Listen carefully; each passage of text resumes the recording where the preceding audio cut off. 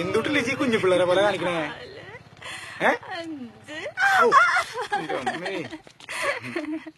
പറ്റണ പണിക്ക് പോയാ പോരെ? എല്ലാം പറ്റിയാ?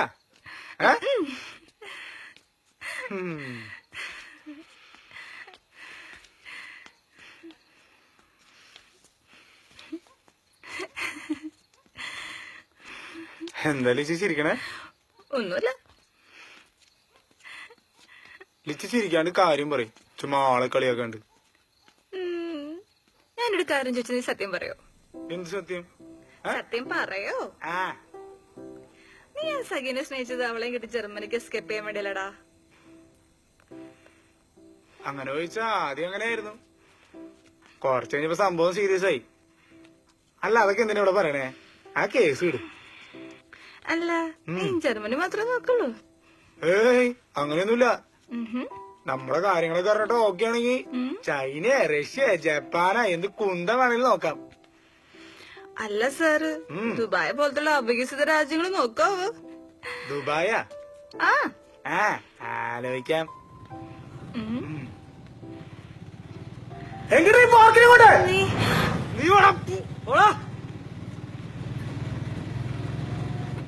നോറികള്. ഞാൻ നിനക്കൊരു കല്യാണ കേസ് ആലോചിക്കട്ടെ? ലിച്ചി സീരിയസ് ആയിട്ടാണോ? അതേടെ ഇറക്ക. ഏതാ ടീം? ലിച്ചിയുടെ കൂടെ വർക്കണ വല്ല ആൾക്കാരാണോ? എനിക്കറിയാവുന്ന ടീമാ.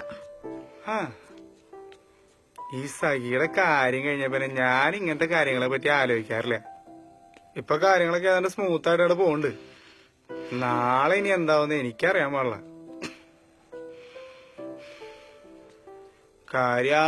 കേസിന്റെ കാര്യങ്ങൾക്കൊക്കെ തീരുമാനമായി കഴിഞ്ഞാൽ എനിക്ക് ഇവിടെ നിന്നാണ് പോണം. ഇനി ഇവിടെ നിന്ന് കഴിഞ്ഞാൽ ശരിയാവില്ല. അത് നമ്മുടെ കാര്യങ്ങളൊക്കെ അറിഞ്ഞിട്ട് ആ ടീം ഓക്കെ ആണെങ്കി ആലോചിക്കാം.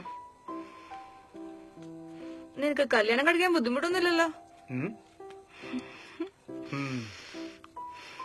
സമയത്രേ? 2:30. ലിച്ചിയോട് വന്നേ, നാളെ രാവിലെ പോകാനുള്ളതല്ലേ? വേണ്ട നടന്നേ. ആ പെണ്ണിന്റെ ഫോട്ടോയിലും മൊബൈൽ കിടക്കണ്ട. നീ ധൃതി വെക്കല്ലേടാ, അതൊക്കെ ഞാൻ തരാം. ലിച്ചി മോളിൽ പോയി കിടന്നാട്ടാ, അവിടെ മേഴ്സിണ്ട്. അപ്പൊ ശരി, എന്നാ വാലടിച്ചേക്ക്, ഞാൻ പോട്ടെ. എടാ, ഈ ലൈറ്റിന് സ്വിച്ച് കാണുന്നില്ലല്ലോ. നോക്കട്ടെ.